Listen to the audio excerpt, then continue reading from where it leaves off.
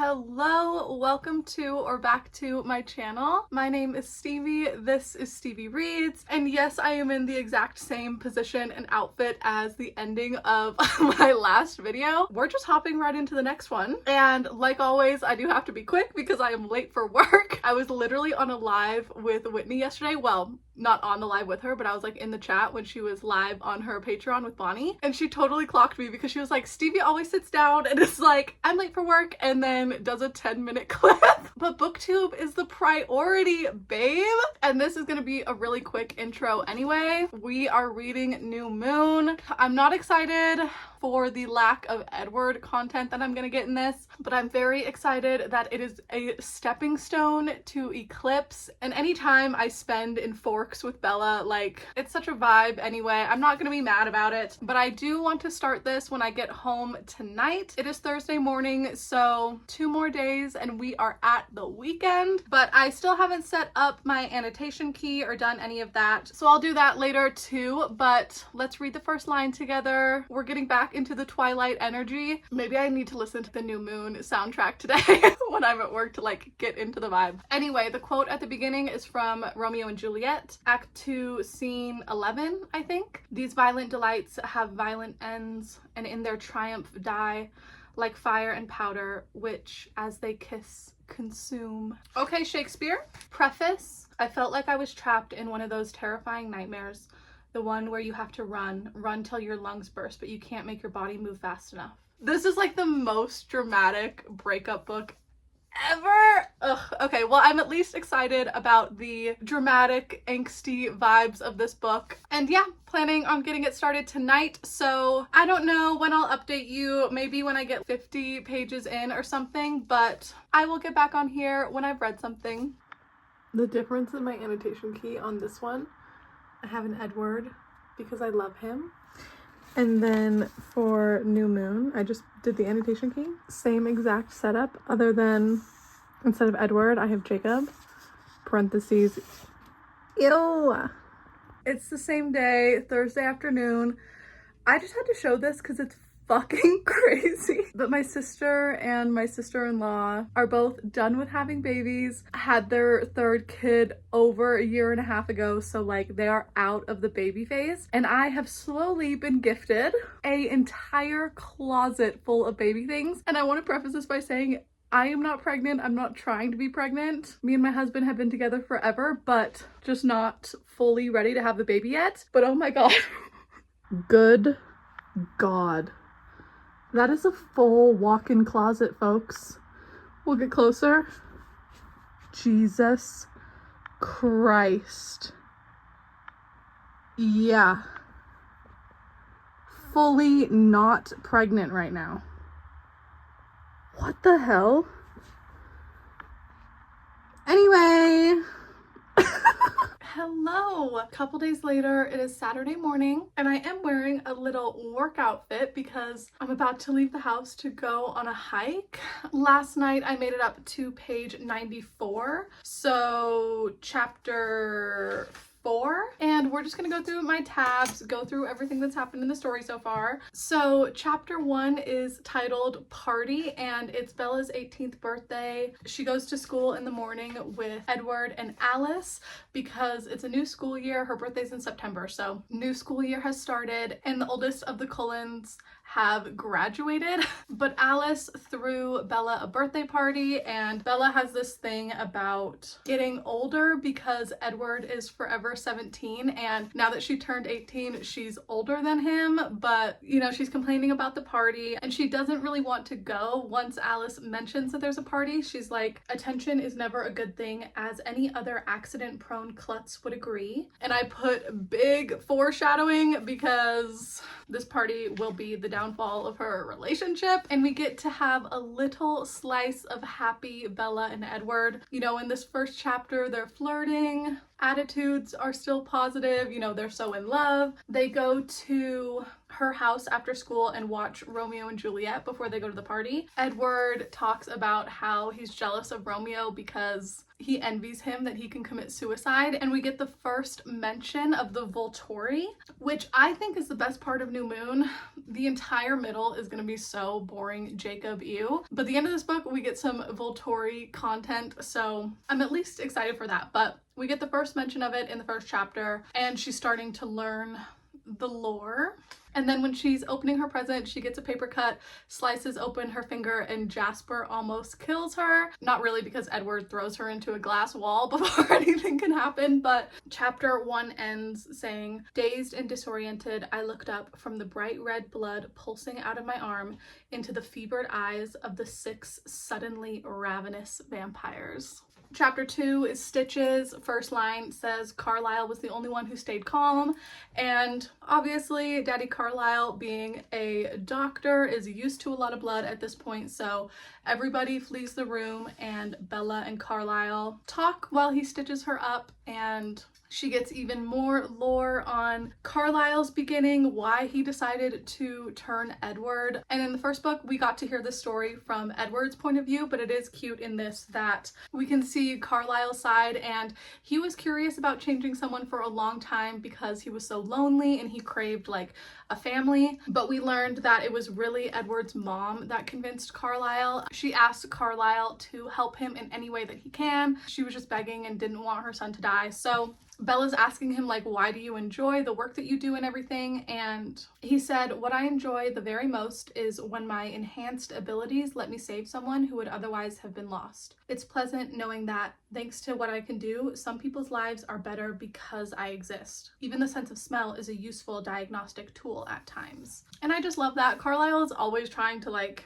atone for the fact that he was made a vampire, and their conversation is really cute. But then when Edward comes back in the room to take her home, he's really cold and distant. His face was smooth, unreadable, but there was something wrong with his eyes, something he was trying very hard to hide. And Bella blames herself. She's like, "I cringed at his remoteness," and she asks him, like, "Tell me that you forgive me." That really sets him off. And then Edward brings up Mike Newton, saying, like, if you were at a birthday party that Mike threw for you, if you cut your finger, the worst thing that would happen is somebody doesn't have a band-aid. And if you tripped and knocked over a pile of glass plates on your own without someone throwing you into them, even then, what's the worst? You get blood on the seats when they drove you to the emergency room. Mike Newton could have held your hand while they stitched you up, and he wouldn't be fighting the urge to kill you the whole time that he was there. So Edward is blaming himself entirely. He doesn't think that he is good for her. And even later in the day when she's opening the presents and he shows up in her room, and she said his voice was sad, he was wallowing. Bella opens up her presents, the mood gets a little bit lighter, they kiss,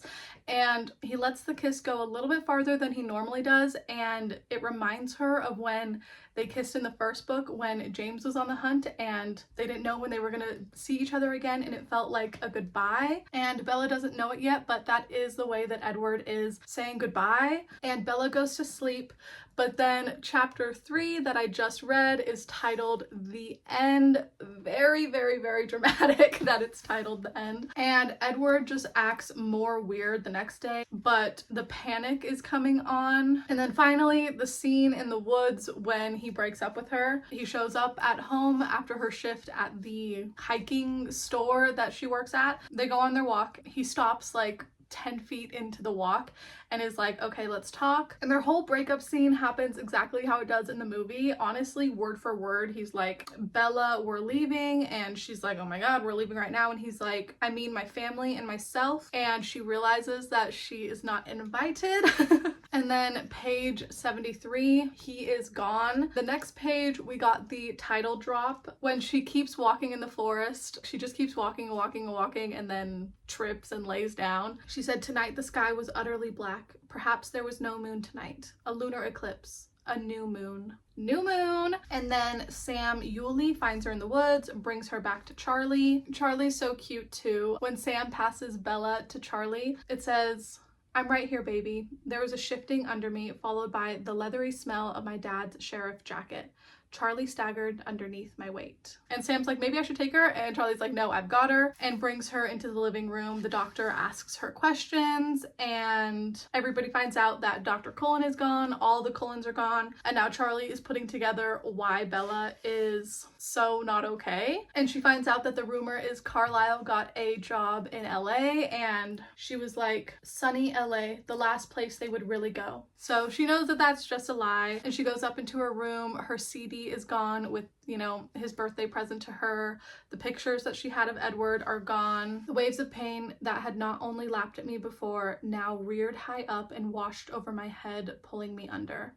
I did not resurface. And then we got the very overdramatic October, November, December, January, and then chapter 4, waking up. And then the next page, we're still on chapter 4, but the very first line, Charlie's fist came down on the table. That's it, Bella. I'm sending you home. So yeah, that is where I'm at in the story, but I'm gonna go on a hike. And I didn't even plan this, but it's very Bella Swan of me, because now that Edward is gone, I know that she goes hiking, like trying to find that wildflower clearing where he told her he was a vampire and stepped into the sun for the first time and everything. So yeah, kind of funny. First hike of the year, and I am reading New Moon, so I'll try to get some clips when I am on the mountain. My Utah accent came out saying mountain right there. But yeah, I'm just going hiking with my sister and my friend. It'll be a good time, and then we're gonna get lunch after, so I'm gonna do it. I'm just a little nervous because it's the first hike of the year, and I know it's gonna be really hard, but I got this. And I at least know I'm not gonna run into Laurent or a bunch of werewolves, so should be fine. Is that sanitary?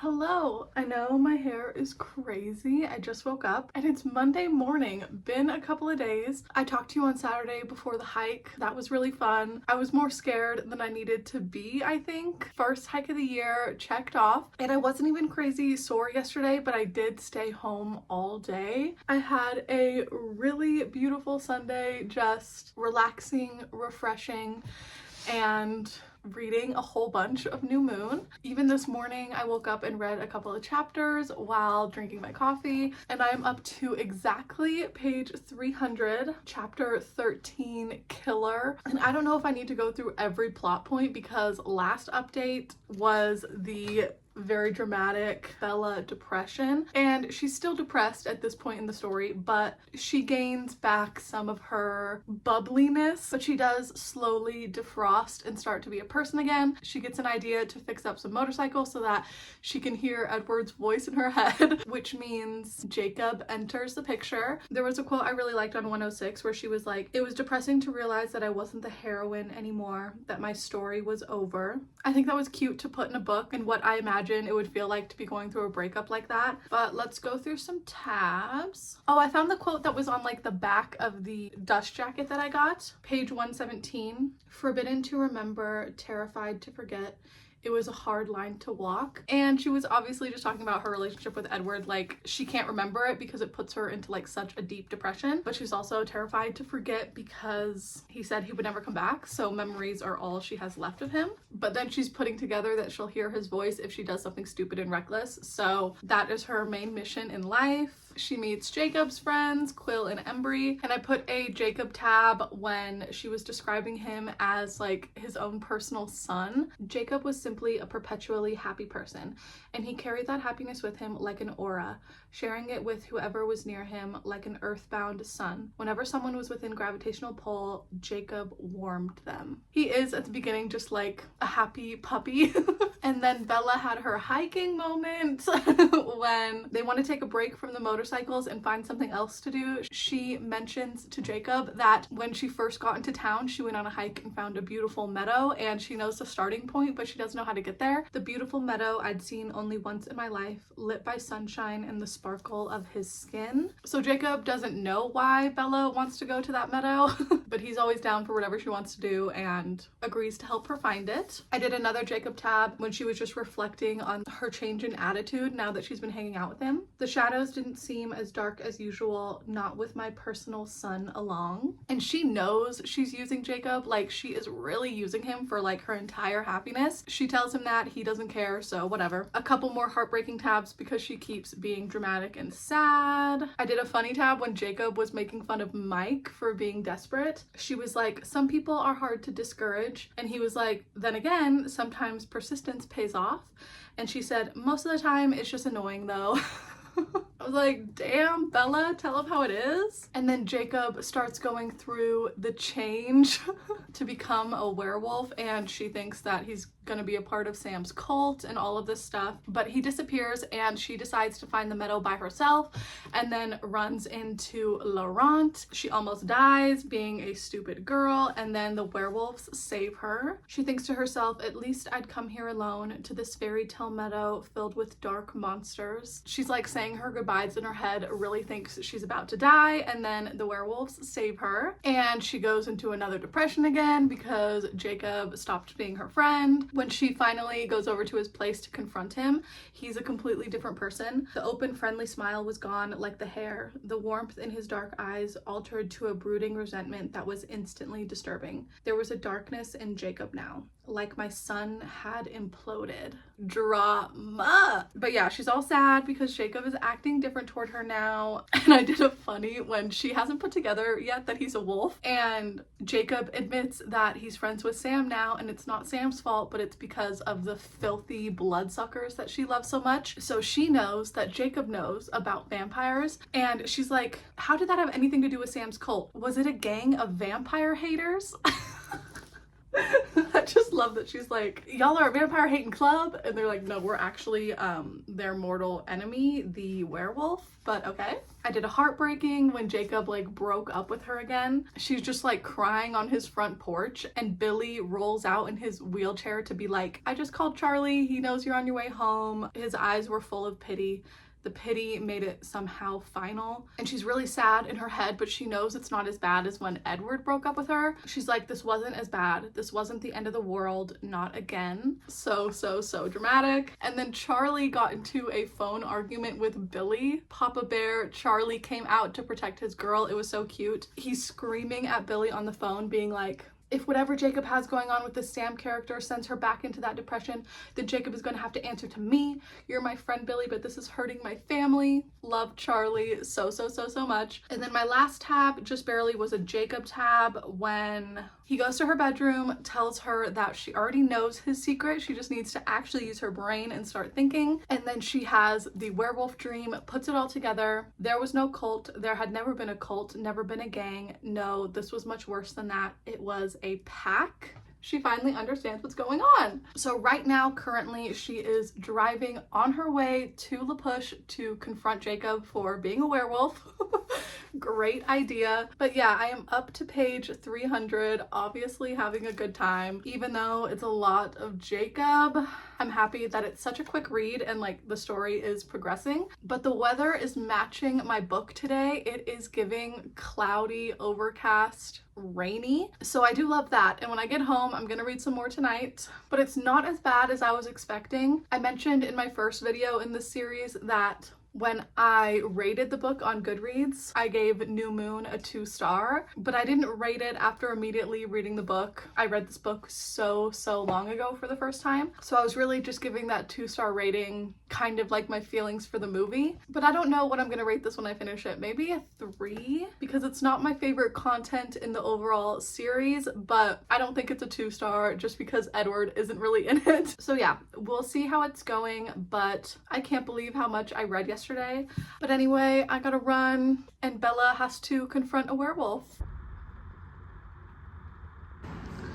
The steam billowing out of these pizzas right now. Oh my god. Yes, I am in my car at work currently reading New Moon, and I need to do an actual update when I get home, going through all my tabs, the last like 150 pages since I updated. But page 451, Edward is back on the page.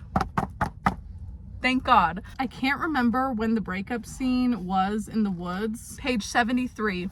73, he disappeared. 451, He's back, and this quote was beautiful. Like, she's still running to him. They haven't collided yet, but she was like, I'd never seen anything more beautiful. Even as I ran, gasping and screaming, I could appreciate that. And the last 7 months meant nothing, and his words in the forest meant nothing, and it did not matter if he did not want me. I would never want anything but him, no matter how long I lived.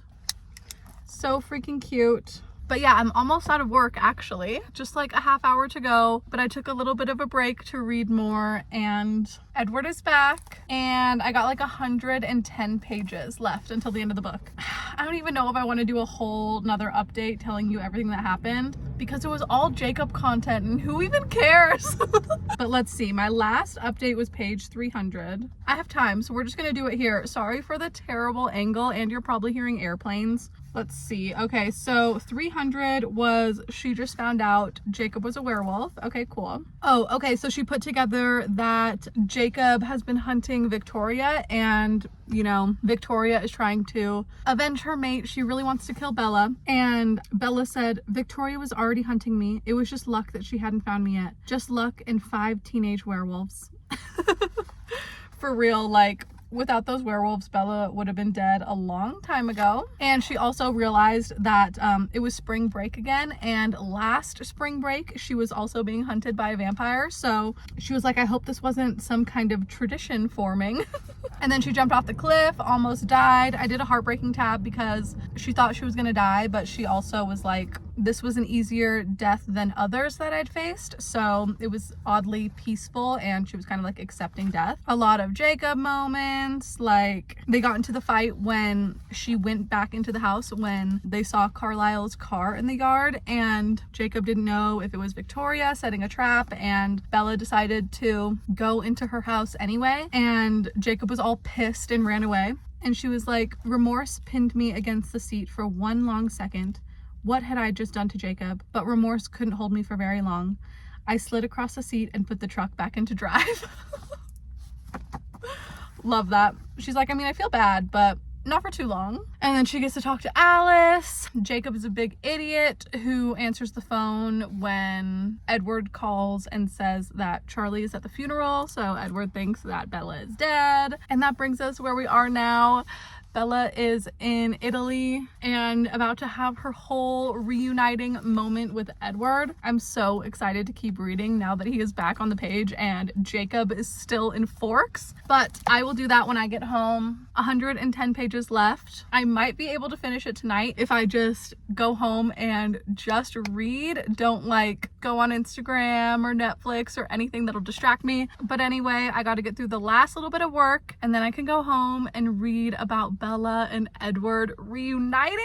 Truly beautiful stuff, people. Okay, next morning, and I didn't finish New Moon last night. I only had like 20 pages left or something, so I finished it this morning after I got up, but she is done. Let's go through the last 100 pages. I know that my last update was freaking out that Edward was back, and after they reunite, they are taken to the Volturi to get their punishment, and meeting all of them was so fun and intense.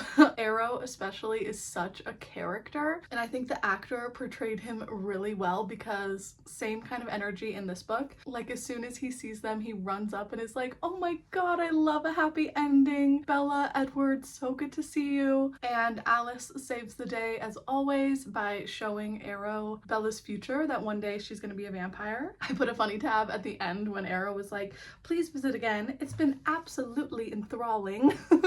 But then they go back to Forks. It was nice to get the extra content in the book that you don't get in the movie, because the entire flights home, Bella is trying to stay awake because she is still convinced that Edward is going to leave, and she doesn't want to miss a second of being awake when he's around. I put a heartbreaking because it said, he continued to kiss my hair, my forehead, my wrists, but never my lips, and that was good.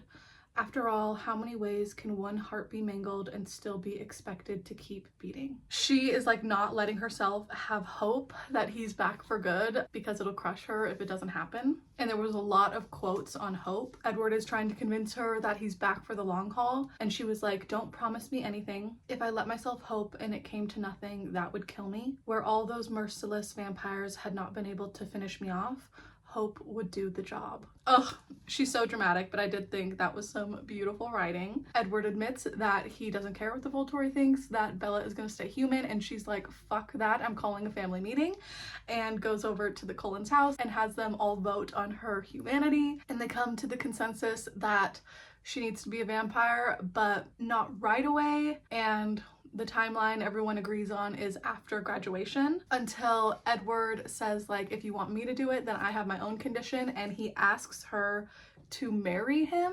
Absolutely crazy how casually he asked. She was like, condition? What condition? His eyes were cautious. He spoke slowly. Marry me first. Crazy, crazy, crazy, crazy. You can tell this is like a Mormon vampire story, because why are we at the end of the second book and he is proposing? And then the epilogue was really fun too. It was titled Treaty, and we got the last little bit of Jacob content. He brought Bella's motorcycle back to Charlie's house and outed her to Charlie that she's been driving on a motorcycle, just because Jacob wanted to ground her, and she's like, I'm already grounded, you idiot. And Edward and Jacob kind of have like their standoff, and Charlie was just absolutely killing me in this scene. He saw Edward's car had pulled up, so he was like, Bella, you get in this house this instant. All caps. He is so angry. And then, you know, Edward and Jacob keep talking, and Charlie goes off again. He's like, Bella, I see his car and I know you're out there. If you aren't inside this house in 1 minute. They keep fighting, and then he's eventually like, Isabella Swan. Oh, I just love Charlie so much. But then it ended with Edward was here with his arms around me. I could face anything as long as that was true. I squared my shoulders and walked forward to meet my fate with my destiny solidly by my side. Very dramatic end to book 2. So I do think I'm going to adjust my rating from my 2 stars to a 3. This is still my least favorite book in the series. The middle is pretty boring with the lack of Edward, but I'm gonna give it a 3 because I still enjoyed it, and I am just so happy that I now get to continue on to Eclipse. Not right away, I'll probably wait until the end of next month for that, but we are one step closer. So yeah, book 2 done. And if you've read New Moon before, let me know down below what your thoughts were on it. I'm always so curious, especially like the Jacob girlies. I bet this is their favorite. But yeah, anyway, thank you so much for watching. All of my socials are down below like always, and I will see you next Wednesday for another video very soon. Bye!